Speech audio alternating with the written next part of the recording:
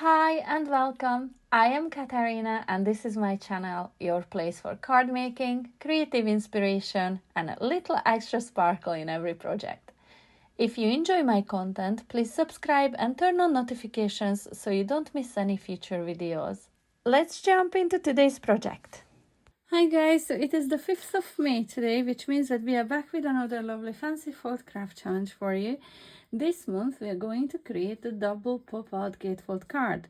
So this challenge is hosted by Monika aka Paper Mona, and the other ladies participating in this challenge are Monika from Crafting with Quilling Lady, Jenny from Ginger Ninja Crafts, Kerry from Kerry's Card Creations, Sabine from Cross Keys Cards, Denise from Little G Paper Crafts, Robyn from Robyn and Bits, myself, then we have Shirley from Handmade by Shirley, and Kasia from Lily of the Valley joins us some of the months. She's a guest designer with this challenge. So if you haven't been here before and you haven't heard about this challenge, it is amazing if you like fun fold, fancy fold cards.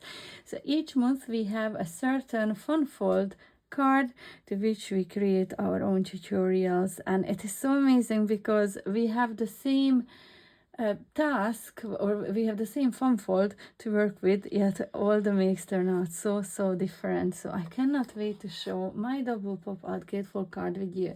So the video that I watched on this one was by Sam Carcott, and I will leave a link to it in the description box below.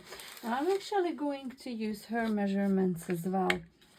So I have two pieces of cards in here measuring a 7 by, let me grab my scoreboard in here, 7 by 7 and 3/4 of an inches, and I scored down at 2.5, 5 and 7.25 of an inches, and I folded it into a concertina fold just like this here, and I repeated that one more time.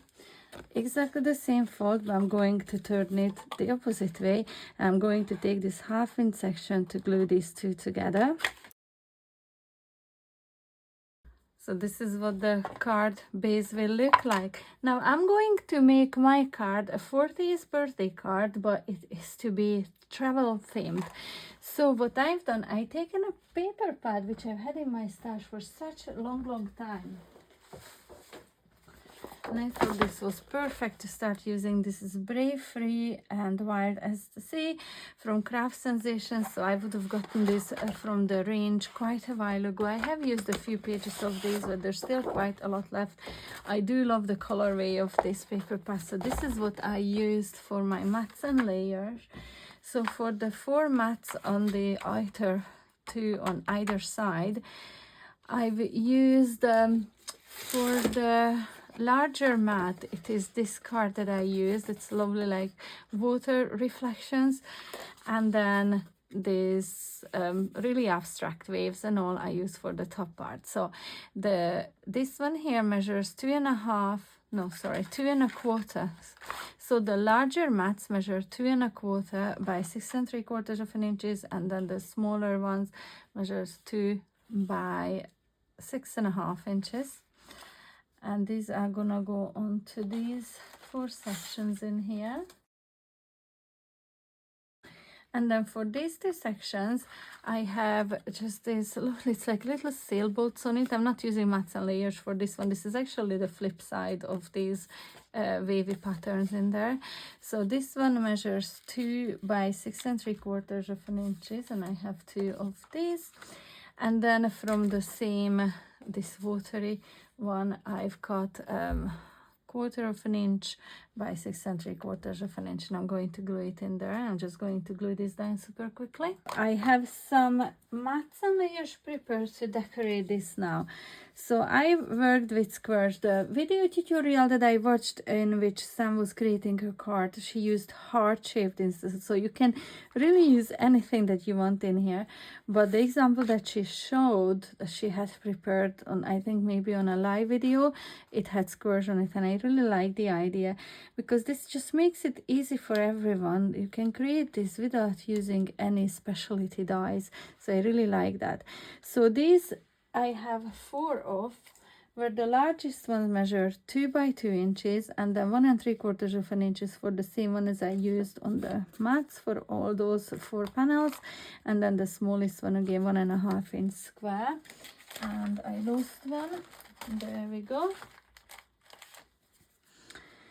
And then for the middle I also went with a square. So the largest one in here measures 4 by 4 inch square, which I'm going to glue just into this section here by adding glue just down in the middle in there. And then the pattern one, 3 3/4 of an inch square and 3.5 for this one here. I didn't glue this down because I wasn't sure I was gonna go with the white one, but I will, I think so. So what I'm gonna do in here very quickly, just glue this down. So for the small ones, I'm just going to add glue just into 1/2 of these, like so. And I only want to glue these onto this edge in here, to this panel in here. I don't want it to glue down to that one, so it will be overhanging just like so. So make sure that you do not go with the glue over that half point in there. So this is one, and I'm just gonna do this very quickly to all 4.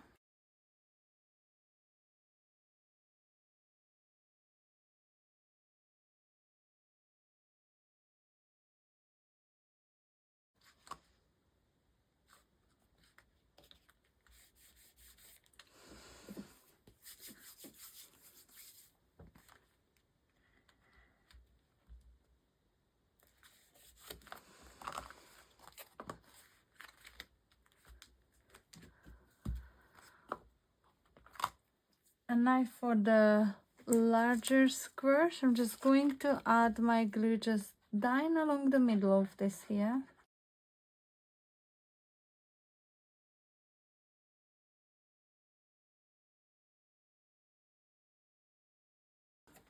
Alright, so as you could see, I had to change plans in here. Thankfully, I was able to still peel this back because it was already covered in so much glue.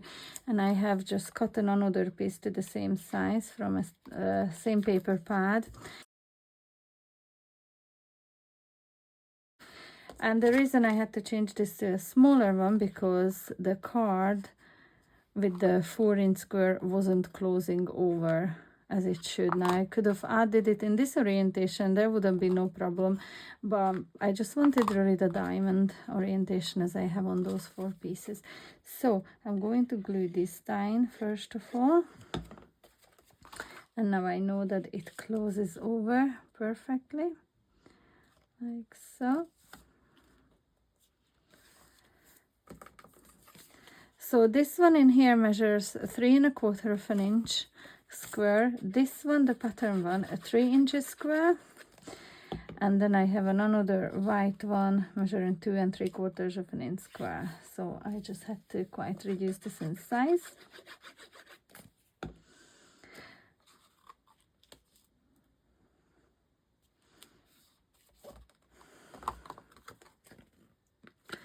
And this is how the card will display. These are the squares that I'm going to decorate. Now, I mentioned that I'm making a travel themed card today. Okay, so to decorate my card, I have printed and colored in using my alcohol markers a bunch of images. These are from Digifiles, which I had on my laptop for years now. I got these on Etsy. If they are still available, I will leave a link to them in the description box below. These are so pretty. And I added a little bit of a glitter to each of these images. So I'm not sure if you can pick up one in here. It's the little hearts that have the glitter. On this here, I added it to the blue sea. And then the little jug of juice also has lovely glitter on the cherries. And then the palm trees I glittered up with green glitter because when I printed out, these looked black also. For me to change the black color, I needed to add green glitter, but it is so pretty and super sparkly as well.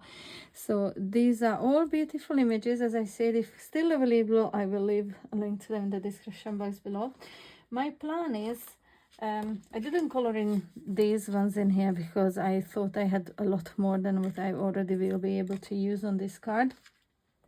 But my plan is to use this one here in the middle, just like so. And then I have printed out happy birthday, and it says the name underneath in there, which I'm not gonna reveal yet because the card won't be just given just yet. So I'm going to add it in there, and with the sentiment printed on top of that one. And then I'm going to be picking and choosing from all these here to decorate the card. So I will be adding an image to each of these little squares. This jug is lovely, or passport, little photos to make memories. I really love this set. So I'm going to glue everything down, and I'll come back and show you what I done.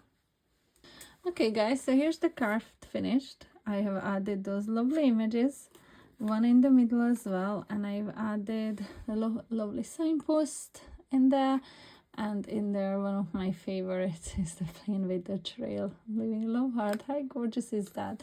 So the card displays just like so. So this is what you would see from the front. I've added the sentiment in there, but I covered up a name just with a little bit of tape in there.